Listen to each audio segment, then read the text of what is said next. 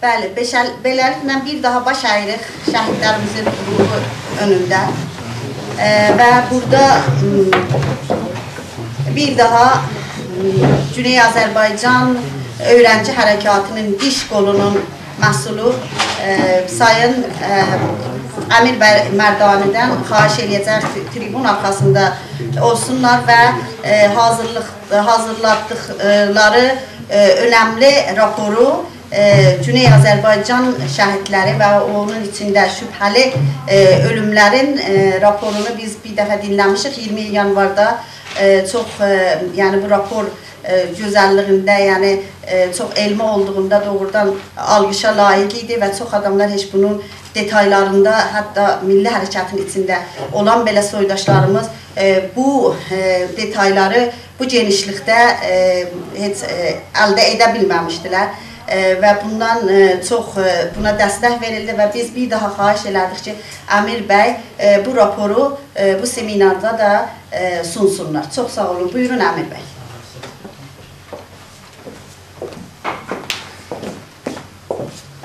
Yeniden salamlar, değerli hürmetli iştirakçılar. Seminarın gedişatının incelikleri kağızlarda vardı. Okuyabilirsiniz. Ancak yani o kadar da zamanı elden itirmeyek. O yüzden ben çalışacağım bu rapor ki Əfsanə xanım işaret ettiler. 20 yanvarda bu rapor sunuldu. Değerli diğer təşkilat mensupları da vardı. Hasan Eldar bəy, Arif bəy, Rəhimoğlu burada yoktular da. Azərbaycan evi mensupları təşəbbüsüyle kuruldu. Çalışacağım onu yeniden burada kurulunuza sunan.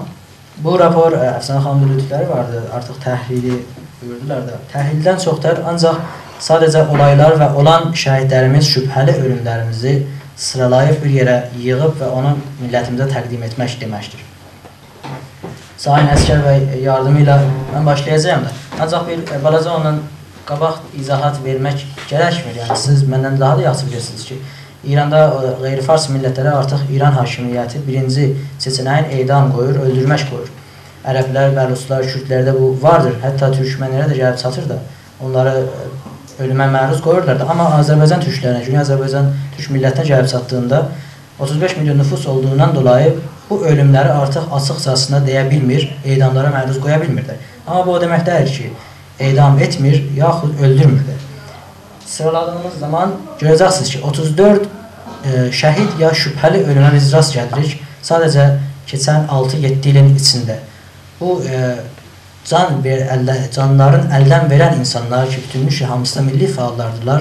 Təbii bunların qanunları yerdə qalmayacaqdır. Gələcək Güney Azərbaycan dövləti qurulduğundan sonra bütün sənədlər arşivlərdən çıxarılıb və bəlli olacaqdır ki, məsələn, baxdığımızda 10-15 dənə maşın, yəni otomobil qəzasına uğrayan insanlar o qədər də elə bilər rahat canlarını əldən verməkdir.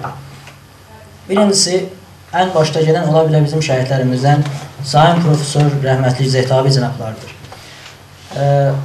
Özellikle bir video paylaş olacaqdır. Sayın Əskər bəy də yardımcı olurlardır. Bu video bunu xatırlatmağa görə ki, birinci dəfə Qurtuluş Partiyası tərəfindən bu sunuldu. Məsələn, burada siz saxlasınız Əskər bəy, hansı fotoğrafın üstündə olsa da, Sayın Zeytabi cənabları canların əldən verdiyi zaman İran tərəfindən sadəcə bir ürək xəstəliyi ilə canlarını əldən vermək deyil. Ancaq bu əkizlərdə göründüyü kimi görsənir ki, Sayın Zeytabi canların əldən verdiyindən öncə, şəhadətə çatdıqdan öncə çoxlu işgəncələrə məruz qalıblar. Sinələrində baxdığınız zaman, məsələn, üzlərinə baxdığınız zaman bu yəni ürək xəstəsi ağzı o şəklə çıxmaz.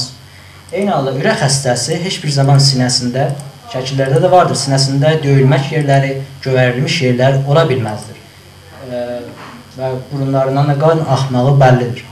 Birincisi, ən başlı gedən şəhidlərimizdən Profesör Zeytabidən başlayırıq.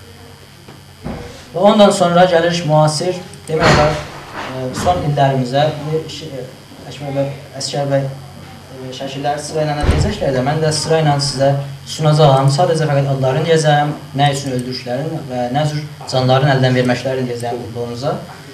Qalan izahatlar, qalan detaylı söhbətlər qalsın. İnşallah bir gün şəhidlərimizin haqqında da bir konferans verdik. Burada saxlayasınız, bu 1384-cü ilin işdir. 1383-cü ildə Mir Kazım Musavi adında bizim milli fəalımız vardır. Şair, sənətçi. Kərəz yolunda, Tehran-Kərəz arasında bir maşın qəzasına uğrayır və bir kamyonet dəyir bu bəyimizə və canlarını əldən verirlər. Eyni halda 4 dənə də ayrısı vardır ki, bunlardan o qədər də məlumatlarımız yoxdur. Nadir Musazadə bəyimiz Xoy yolunda maşın hadisəsi ilə Mehdi Talibi ya təxəllüsları Alpay Zəncanlı bəy Peykan şəhər yolunda yenə də bir maşın bəyimizə çırpır və qaçır. Cəsədi tapılır. Və Babək Nuri bəy Kələkbərli soydaşımız ki, Əhər yolunda yenə də maşın qəzasına uğrar. Bu 83-cü il. Amma ilə 84-cü ilə gəlib çatdığımız zaman Səhən Əfşari bəydir. Hələ çoxlarımız da tanırıq da Səhən bəy Əfşari 1984-cü ildə şair, yazıcı, sənətçi 32 yaşında 19 İsfənd ya 9 Mart 2006-cı ildə Ərdəbil yolunda maşında bədənləri tapır. İran hakimiyyəti bu bədənimizin tapıldığı zaman bu bir maşını aşıbdır və maşını aşdıqdan sonra Səhən Əfşari canını əldən veribdir. Belə deyir. Ancaq maraqlı müştənəmə nədir? Səhən bəy Əfşari ilə iş yerində əməkdaş olan 2 soydaşı 3 nəfəri vahə maşındaymışlar. O 2 nəfər heç zad olmur. Və Səhən bəy Əfşarinin cəsədi tapıldığı zaman əgər birisi maşın qəzasındadır, heç zaman boynu kəsilməyəcəkdir. Səhən bəy Əfşari tapıldığı zaman boyunları kəsilmişdir. 1985-ci ilə gələk, siz olsa elə əkizləri bir-birdə dolandırasınız da, Səhən bəy Əfşari doğrularında təxəllüsları.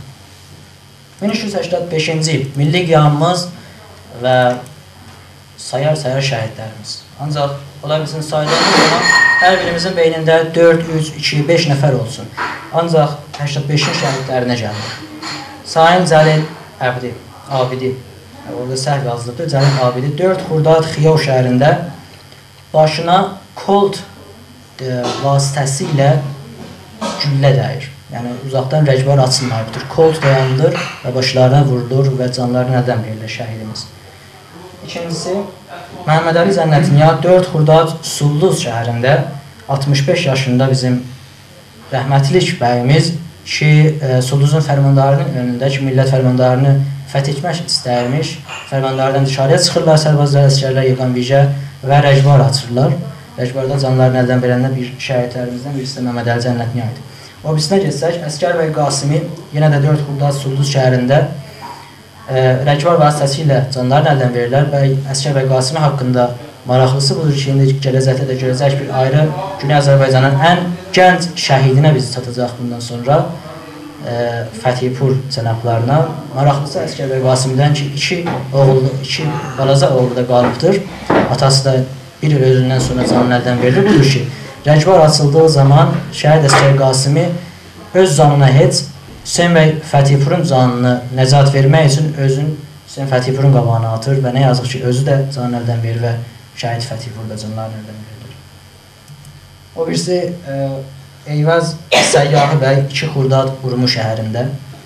O birisi Fərzad Əsədpur cənabları 2 Xurdad Urmu şəhərində 21 yaşlı şəhidimiz, öyrənci fəalı güllələnirlər. Ancaq sabahısı, yəni 3 Xurdad cəsədləri təhvil verilir və ayın 5-də də bastırılırlar.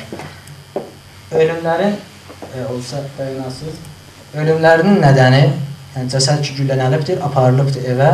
Ancaq tərhim mərasimi tutulduğu zaman İran tərəfindən güya Sayın Əsədi hamamda yıxılıblar və başları hamamın kəfinə dəyib, daşına dəyibdir və canlarını əldən veriblər. Ancaq o güllə hardan gəlibdir də bəlli deyir. O birisi, o səs görək. Hümmət Üstüsadə bəyimiz 4 Xurdad Sulluz şəhərində rəcbar vasitəsilə, o birisi şəhərimiz Hüseyin bəy Fətihpur işarə etdiyim 17 yaşlı gəncimiz ki, ən cavan şəhidimizdir buraya qədər. O birisi Məcid bəy Xudayi 14 Mart 2007 ya 12 ya 24 İsfənd 1385-ci ildə Təbriz şəhərində 30 yaşlı şəhidimiz tutuqlanırlar. 17 fevralda tutuqlanırlar, ancaq cəsədləri 14 Martda təhvil verilir və Kərəzli bizim bəyimizdirlər. Ancaq bildiri yaymaqda tutuqlanırlar və nəhayət gəlib sonuca çatır və cəsədləri təhvil verilir İran tərəfindən ailəsinə.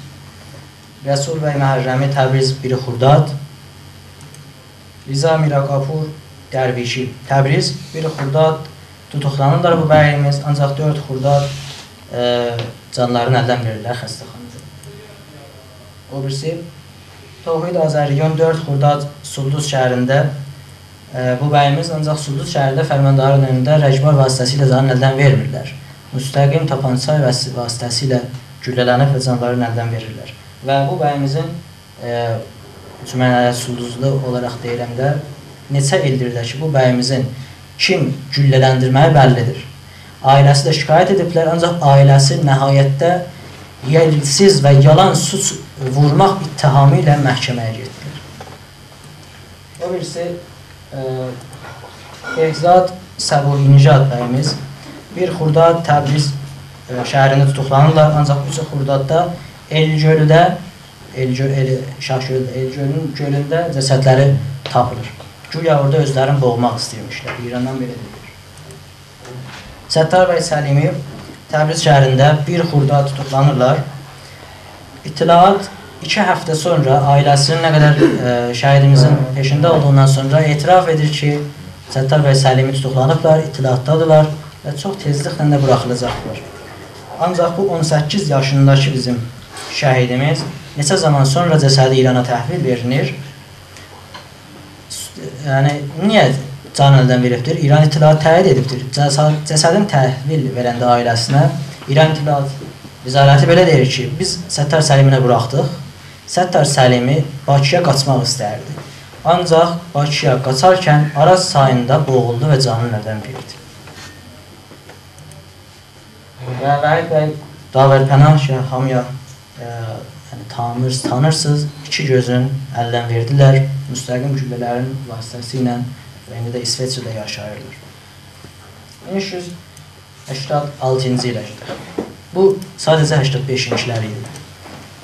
Ancaq bizdə də belə bir fikir vardır ki, elə bizim sadəcə milli qiyamda 85-ci ildə bizim şəhidimiz vardır. Amma görəcək ki, o elə də deyil. 1386-cı ildə Sina bəy Tariq Təbriz 1 Xurdad tutuqlanırlar. 1 Xurdadın il dönümündə öğrenci şəhidimiz və burada bir dəyişiklik vardır. Güllə ilə yox, bıçaqlanıb və qəmə vasitəsilə canların əldən verirlər. Təbrizdə rasta küçə ağzında. O birisi, əlbəttə, burada siz dayanasınız Əskər bəy. Şəkillərini tapa bilməmişik. Müraciət etmişik çox yoldaşlar, amma şəkilləri hələ gəlib əlimizə çatmalıdır. Əkbər bəy Novruzzi 53 yaşında Təbriz şəhərində Xurdadın birində tutuqlanıblar. Bir həftə sonra cənazələri ailələrinə təhvil verilir. Qarakəndi kəndində bastırırlar, Sofiyanın bir kənarında bir dənə kəndidir. Ancaq Səyyarə xanım Rəşdbəri 53 yaşındakı anamız 18 may 2007 ya 29 ordu 5386 canların əldən verirlər. Canların əldən verməkləri nə təriqləndir? Oğulları Hüseyin bəy Yusifi milli faaldır. Hüseyin bəy Yusifi tutuqlanır. Sabahsı İran məmurları ilə birgə evlərinə tökülür. Evlərinə gedirlər İran məmurları. Hüseyin bəy Yusifi də vardır. Ancaq Hüseyin bəy Yusifi eşikdə durur. Məmurlar içəri gedirlər. İçəriyə getdiyi zaman oğlunun cənazəsini sənə təhvil verəcəyik deyə Səyyarə xanım səcdə edirlər. 40 gün komada qalırlar və Hüseyin bəy azad olduqdan öncə canlarını əldən verirlər. Gedək 1387-ci ilə. Fərhad bəy Möhsini 25 yaşındakı gənc Təbriz şəhərində Xurdadın 1-i 2008-də tutuqlanmağına cəhd edir İran hakimiyyəti, ancaq qaçırlar, 2 Xurdad tutuqlanırlar və nəhayət 21 Xurdad cəsədləri, cənazələri El-Gölüdə, yenə də göldə təhvil verilir ailələrinə. Maraqlıdır, Fərhad bəy Möhsinin əllərində dəstbənd var imiş. Dəstbəndlə boğmaq istəyirmiş özü. Qadir bəy Sədiqi Təbriz şəhərində 9 Xurdad 3 nəfərlə birlikdə motordaymışlar və motorla həm bildiri yaymağa məşğul olmuşlar, ancaq İran məmurları bunlara şübhələnir və maşınla bunların dalına düşürlər. Bunları tutmağa cəhd edirlər, amma ancaq tuta bilmirlər. və tuta bilmədikləri üçün maşınla çırpırlar. Bəlkə Qadir bəy Sədiqinin motorlarına motor aşır, Qadir bəy Sədiqi yıxılırlar və başları yerə dəydikdən sonra canlarını əldən verib şəhadətə çatırlar. 10 maşın ki vurubdur. Kələntəri 18 Təbriz, 28 486 plakıdır. Kələntərinin başçısı bunu da təyin edibdir. 1387-ci ildən indiyədək heç bir kəs o kələntəridə gedib o məhsulu tapıb sorğulamayıbdır. Və rəhmətlik mühəndis Əmani 3 qardaş birlikdə 3 Aban 24 Oktober canlarını əldən verirlər. Şəhid Əmani haqqında heç bir deməyə də ehtiyac yoxdur da bizim ulu şəhidimizin haqqında heç bir söz deməyə yəni mənim şəxsən cəsarətim yoxdur. Ancaq bir maraqlı nöqtə vardır. Şəhid Əmani təsadüf etdikdən sonra 4 saat yarım Əhər yolundaymışlar. Əhərdən Təbrizə o qədər də yol yoxdur. Ancaq 4 saat yarım çəkir ambulans gəlsin və şəhidimizi Təbrizə çatdırsın. Şəhid 2 qardaşı ölürlər. Ancaq şəhid xəstəxanaya aparıldığı zaman canları varmış, nəfəs çəkirmişlər. Xəstəxanaya gedirlər. Xəstəxanada həkimlər onun başının üstünə gedir. Müdavaa etmək istəyirlər. İran məmurları gəlir, otağa girirlər, həkimlər dışarıya çıxırlar. İran məmurları dışarıya çıxırlar və artıq Şəhid Əmani diri dəyildirlər. 1388-ci il. Rəhmətlik Çəngiz bəy Bəxtavər. Rəhmətlik Çəngiz bəy Bəxtavərin haqqında da heç bir deməyə, yenə də mənim şəxsən cəsarətim yoxdur. Şəhid Bəxtavər haqqında ziyalımız, hörmətli bəyimizin haqqında yetərincə sayın yoldaşım Babək bəy Bəxtavər də detalları veriblər də, sunublar da. Şəhid Bəxtavər tapıldıqları zaman cəsədlərində, cənazələrində baxdığımız zaman iş yerində tapılırlar. Ancaq heç bir xəstəlikləri yox imiş. Və cənab Bəxtavərin bədənini açıb, yəni ölüm nədənini tapmaq istəyir ailəsi, ancaq İran yenə də izin verir.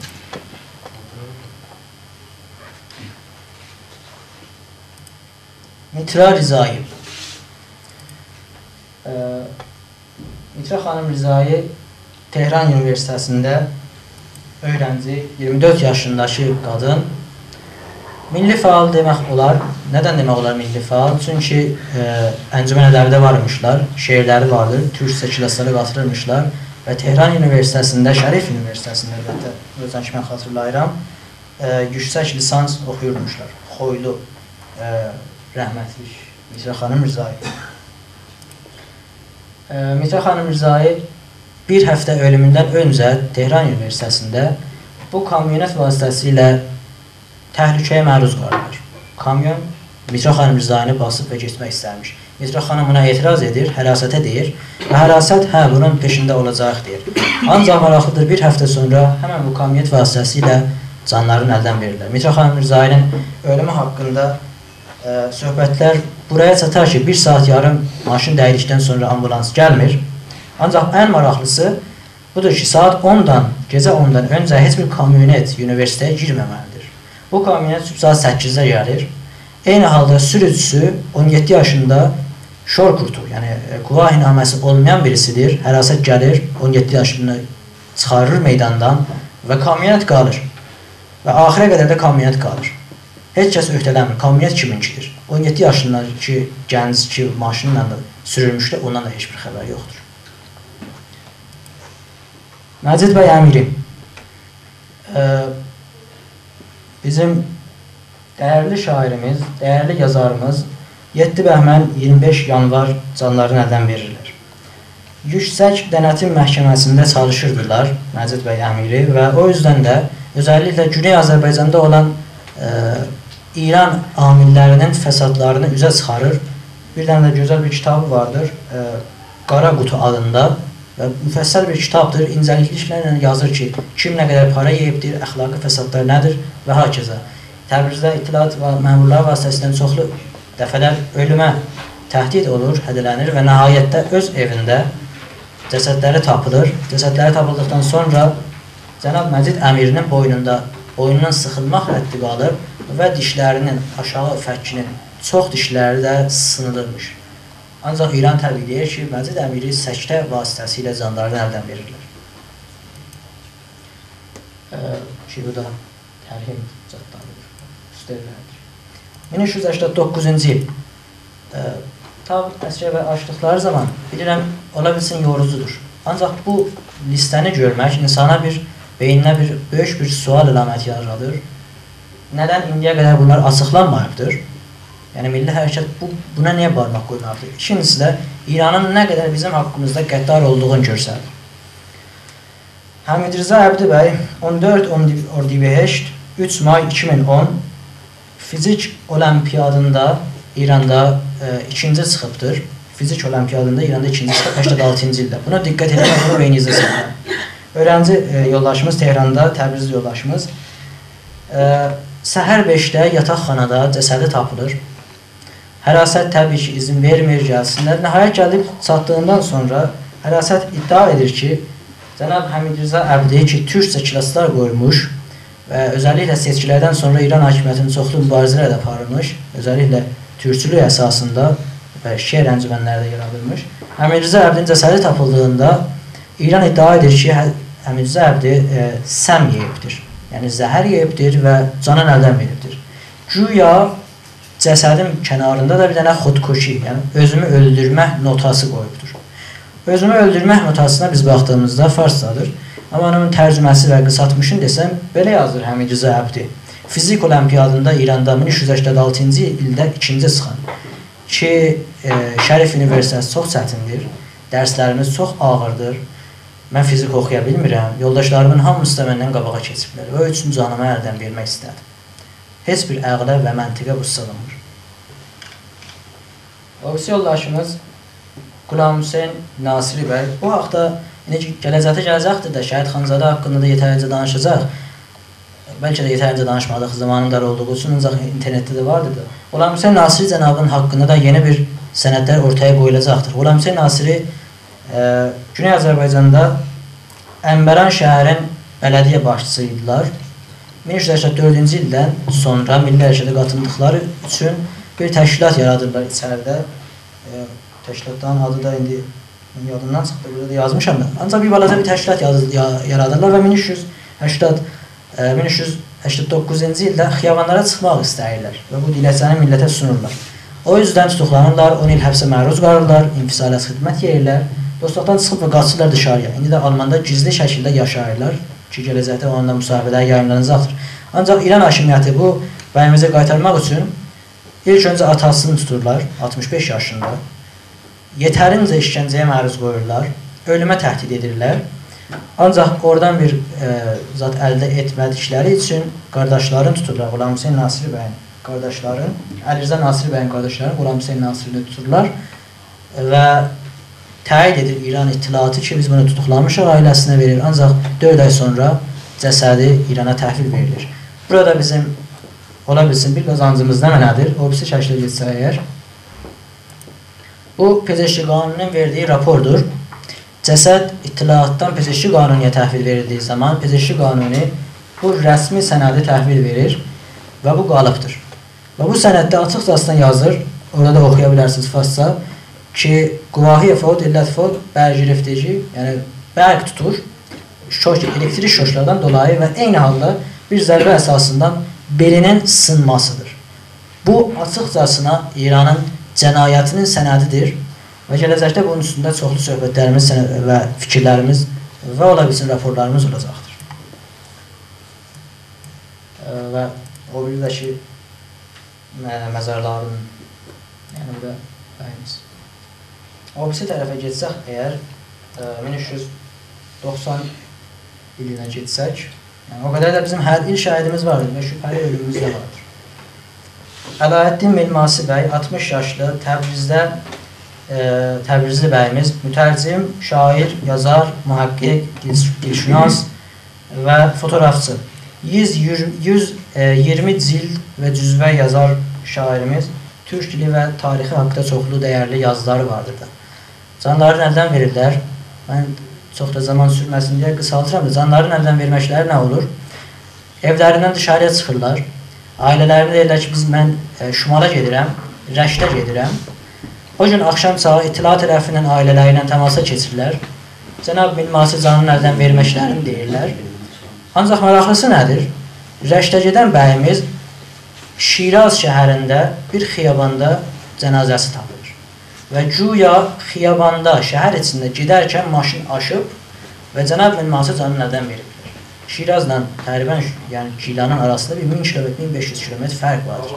Eyni halda maşına da baxdığınız zaman ailəsinin dediyinə görə heç bir maşın qəzası orada asari, heç bir zadı bəlli deyildir.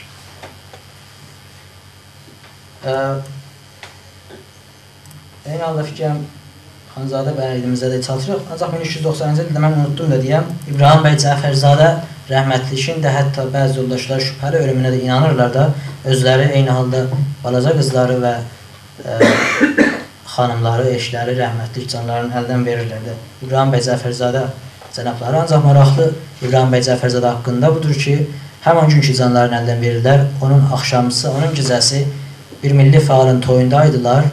Filmdə də vardır. O toyda İbrahim bəy Cəfərzadə artıq milli fəalları və milli hərəkəti xiyabanlara gəlmək və yeni addımlar atmağa dəvət edir və həman axşam canlarını əldən verirlər.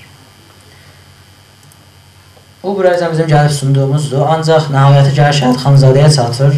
Sözlər uzalmasın deyə bizdən də dəyərli bəylərimizin də söhbətləri vardır ancaq referendum haqqında. Ancaq referendumu biz milli şəhidlərimizin qanlarının üstündə qurmaq istəyirik. Millət vardırsa, şəhidi də vardır və şəhid vardırsa, o torpaq qan yiyəcəkdir və qanın əsasında da çiçəkləri çıxacaqdır və çiçəkləri bar verəcəkdir. Şəhid Nasir Xanzadə özəlliklə deyim ki, Azov tərəfindən dalı tutuldu. Nədənsə digər təşkilatlar, çoxlu təşkilatlar qoyun deyim, önəmsəmədilər. Milli fəalımız o qədər tanınmış deyildir deyə Nasir Xanzadənin qanı yerdə qalsın ola bilər dedilər. Amma şükürlər olsun Allahın lütfü ilə və milli çalışqan fəallarımız ki, içəridə adları sanları da o qədər də yoxdur da. Təşkilat üzvləri də ola bilsin deyirdirlər də. Amma çox yükləri də çiyinlərində vardırlar. Milli fəallarımız tutuqlamağa məruz qalırlar və canları nədən verirlər. Onların köməyi ilə Azov eləyə bildi ki, bunu sunsun. Şəhid Nasir Xanzadə yetərincə raporu vardır, internetdə də izləyə bilərsiniz. Ancaq sonuna gəlim çatım ki, nədən canları nədən verirlər. Şəhid Nasir Xanzadə milli fəalımız Təbriz şəhərində kültürel çalışmalarına devam verərmiş. Ancaq bu əsasda Quzey Azərbaycana da gedib gəlməkləri vardır. Quzey Azərbaycana gedib gəldikdən sonra ailəsinin çox yaxın 2 üzvünün itiraz üyəsi olduğu üçün çoxlu fişara məruz qalır və İran nəfinə və İranın qulluğuna keçib və casusluq etmə əsasında çoxlu baskılar gəlir Şəhid Nasir Xanzadəyə. 1366-cı ildə doğulubdur, 26 yaşındakı. Ancaq bütün bu baskılara rəğmən yox deyir və eyni halda eləyə bilir bir sənətlər də, önəmli sənətlər də ələ keçirsin. Ola bilsin, bu önəmli sənətlərin haqqında gələcəkdə ayrı söhbətlərimiz olsun. Ancaq bu sənətlər əlinə keçdiyindən sonra 21 Azər ərəfəsində bildirilər hazırlarıb və Təbriz şəhərində yaymaq üçün Sipah tərəfindən tutuqlanır. Bir həftə işgəncəyə məruz qalır, iç qanamaya məruz qalır Sipahda. Nəhayətdə yarımçılıq cəsədi Sipah tərəfindən itilata təhvil verilir. O 2 ailə üzvünün ki, itilatda üyədirlər, o 2 üyə vasitəsilə ata-anası gedib oğlunu görmək izni verilir. Ancaq təəhhüd alınır ki, Şəhid Xanzadə haqqında heç bir deyta verilməyəcəkdir və Şəhid Xanzadə artıq iç qanamasına məruz qalıbdır da deyilməyəcəkdir. Ancaq nə yazıq ki, həmən günkü danışırlar, sabahsı Şəhid Xanzadə yığmaya gedirlər, kumaya gedirlər və 2 gün sonra canlarını əldən verirlər. Canlarını əldən verildikdən sonra İran o qədər cəsarət edir, o qədər hörmətsizlik edir ki, hətta Şəhid Xanzadənin qəbrini ayrı şəhərə aparıb, ayrı adla bastırmağa da cəhd edir. Ancaq şükürlər olsun ki, bu işi görə bilmir. Şəhid Xanzadə haqqında söhbətlər qalsın da, biraz da yorucu olduğu bildim. Yenədən sağ olsunlar, yenədən ruhları şad olsun. Gələcəkdə də təbii bizim şəhidlərimiz olacaqdır da. Bu rapor bundan da çoxalacaqdır. Bu bədihidir, gerçəkdir.